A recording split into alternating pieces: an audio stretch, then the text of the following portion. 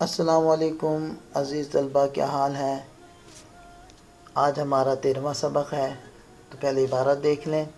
وَلِلتَّعْدِيَةِ نَحْوُ قَوْلِهِ تَعَالَى ذَهَبَ اللَّهُ بِنُورِهِمْ وَنَحْوُ ذَهَبْتُ بِزَيْدٍ أَيْ أَذْهَبْتُهُ۔ ترکیب دیکھ لیں، ترکیب اس کی بالکل آسان ہے۔ اس سے ملتی جلتی تراکیب ہم سابقہ اسباق میں کر چکے ہیں۔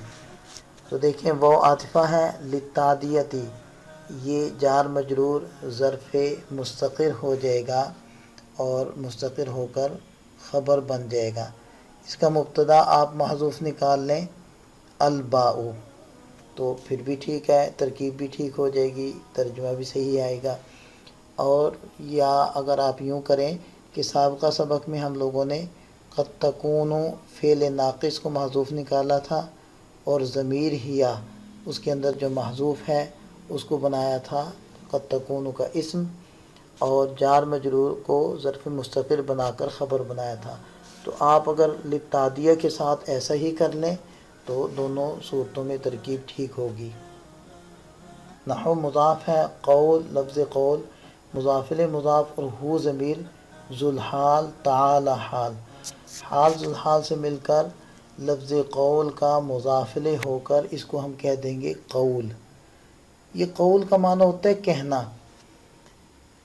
ایک ہوتا ہے کہنا اور ایک ہوتا ہے کہا ہوا، تو یہ دونوں چیزیں الگ الگ ہوتی ہیں، تو ان دونوں چیزوں کو آپس میں ملا دیا جاتا ہے۔ تو یہ تو ہو گیا قول، اور ذہب اللہ بنورہم یہ مل کر بن جائے گا مقولہ۔ اب دیکھیں کیسے اس کے جملے کو بنانا ہے۔ ذہب فعل، لفظ اللہ اس کا فاعل ہے، اور بنورہم باجر، نور مضاف اور ہم مضاف الیہ، مضاف الیہ سے مل کر مجرور ہو کر یہ ظرف لغو ہو جائے گا ذہابہ کا، اور ذہب فعل اپنے فاعل اور متعلق سے مل کر جملہ فعلیہ خبریہ ہو کر مقولہ۔ قول اپنے مقولہ سے مل کر بن جائے گا معطوف علیہ، اور وہ عاطفہ نحو پھر مضاف ہو جائے گا، ذہبت فعل اور ضمیر اس کا فاعل ہے، اور بزید باجر زید مجرور جار مجرور ظرف لغو ہو جائے گا ذہبت فعل کا، فعل اپنے فاعل اور متعلق سے مل کے جملہ فعلیہ خبری ہو کر اس کو ہم بنائیں گے مفسر۔ ای حرف تفسیر ہے، اور اذہبت فعل و فاعل ہے، اور ہو ضمیر مفعول بھی جو راجع ہے زید کی طرف، یہ فعل اپنے فاعل اور مفعول بھی سے مل کر جملہ فعلیہ خبری ہو کر بن جائے گا تفسیر۔ مفسر تفسیر سے مل کر نحو کا مضاف الیہ ہو کر یہ بن جائیں گے معطوف، معطوف علیہ معطوف مل کر خبر ہوگا، ان کا مبتدا ہوگا مثال ہو محذوف، مثال ہو مبتدا اپنی خبر سے مل کر جملہ اسمیہ خبریہ ہو جائے گا۔ اب ترجمہ دیکھ لیں۔ ولی اور با تعدیہ کے لیے آتی ہے، جیسے اللہ کا ارشاد اس حال میں کہ وہ بلند ہے، اللہ لے گئے ان کے نور کو یا ان کی روشنی کو، اور جیسے ذہبت بزید میں زید کو لے گیا، یعنی اذہبتہ میں اس کو لے گیا۔ تعدیہ کہتے ہیں فعل کو متعدی بنانا، فعل لازم ہو تو اس کو متعدی بنانے کا طریقہ یہ ہوتا ہے کہ اس کے بعد ایک اسم لائیں اور اس کے اوپر با کو داخل کر دیں، اس با کو کہتے ہیں الباء للتعدیہ۔ فعل لازم کون سا ہوتا ہے؟ فعل لازم وہ فعل ہوتا ہے جو صرف فاعل سے پورا ہو جائے، جیسے اب آپ یہ دیکھیں کہ ذہب اللہ، اگر یہ صرف اتنا ہوتا تو اس کا معنی ہوتا اللہ گئے، تو جانا یہ لازم ہے، لیکن جب بنورہم اس کے ساتھ مل گیا تو اس کا معنی ہو گیا اللہ تعالی لے گئے، تو لے جانا یہ متعدی ہے۔ متعدی کا لفظی معنی ہوتا ہے آگے بڑھ جانا، ایک جگہ سے آگے نکل جانا۔ تو یہاں متعدی کا معنی کیا ہے؟ یعنی فعل صرف فاعل سے پورا نہیں ہوا بلکہ فاعل کو چھوڑ کر مفعول بھی کی طرف آگے بڑھ گیا، اس وجہ سے کہیں گے کہ یہ فعل متعدی ہے۔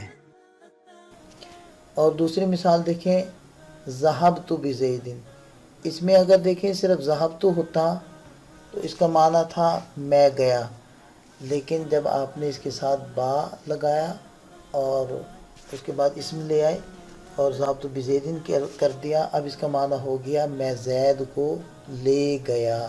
تو پہلے تھا میں گیا اور اب ہو گیا زید کو لے گیا. تو دیکھیں یہ متعدی بن گیا. اور اس کی تفسیر میں غور کریں، اس میں لکھا ہوا ہے اذهبتہ. اذهبتہ کا معنی بالکل وہی ہے جو ذهبت بزید کا ہے. فرق کیا ہے؟ اصل میں مصنف علیہ الرحمہ یہ بتلانا چاہ رہے ہیں کہ فعل لازم کو جیسے با کے ذریعے سے متعدی بنایا جاتا ہے، اسی طرح حمزہ کے ذریعے سے یعنی باب افعال کے ذریعے سے بھی آپ اس فعل لازم کو متعدی بنا سکتے ہیں. تو ذہابہ کو جب ہم باب افعال پر لے جائیں گے اور پڑھیں گے اذہبہ تو اس کا معنی بھی متعدی والا ہو جائے گا. تو گویا کہ آج کے سبق میں آپ حضرات نے فعل لازم کو متعدی بنانے کے دو طریقے پڑھ لیے. ایک ہے حرف جر با کے ساتھ اور دوسرا ہے باب افعال کے ساتھ افعال. تو یہ دو طریقے ہیں لازم کو متعدی بنانے کے. اور اگر کوئی فعل پہلے سے ہی متعدی ہے، اب آپ اس کو باب افعال پر لے کے جا رہے ہیں تو وہ دو مفعولوں کی طرف متعدی ہو جائے گا. تو یہ آج کا سبق ہوا، اس کو خوب اچھے سے تکرار کر لیں. اللہ تعالیٰ ہم سب کا حامی و ناصر ہو. دعا میں یاد رکھیے گا. السلام علیکم.